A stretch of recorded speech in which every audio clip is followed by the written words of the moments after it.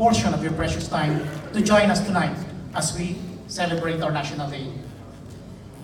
Tonight, we are, as said by our MC, celebrating the 120th anniversary of our Proclamation of Independence, which originally happened on June 12, 1898.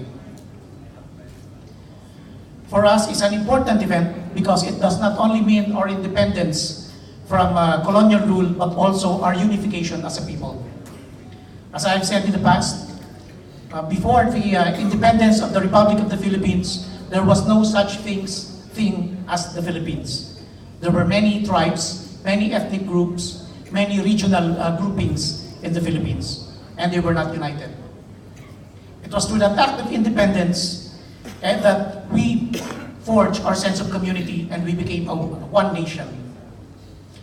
Now that also was a milestone because we happened also in 1898 to be the first republic in Asia. Unfortunately, that republic was short-lived. After the declaration of that independence, another colonial power occupied the Philippines, and we would have to wait for another 50 years to be given back our independence in 1946. Now the world has changed so much since then, and now, as we speak, the Philippines has joined the community of nations as one of the more full-fledged and mature nation states, a mature republic and a dynamic, growing free market economy. At this point, the Filipino nation has also forged, together with most of the nations around the world, a dynamic relations with all the nations across the seas, both bilaterally and multilaterally. We are an active member not only of the United Nations and other international organizations, but also of prominent regional groupings like the ASEAN, the Asia-Pacific Economic Cooperation, the Asia-Europe Meeting, and a host of other regional organizations. Now, 120 years since our first proclamation of independence, we have been enjoying a rather vibrant economy also. Just last year, we enjoyed 6.7% growth in our economy, and it is forecasted that this year, we may enjoy 7% growth. Now, in our relations across the seas, we highly value our relations with the Islamic Republic of Pakistan.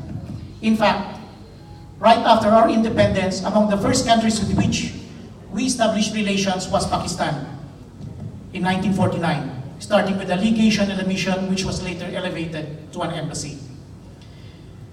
That relation has enjoyed a vast improvement since then, and just lately, in the past 12 months, a flurry of activities have been performed to further improve these relations. In November, a high-level delegation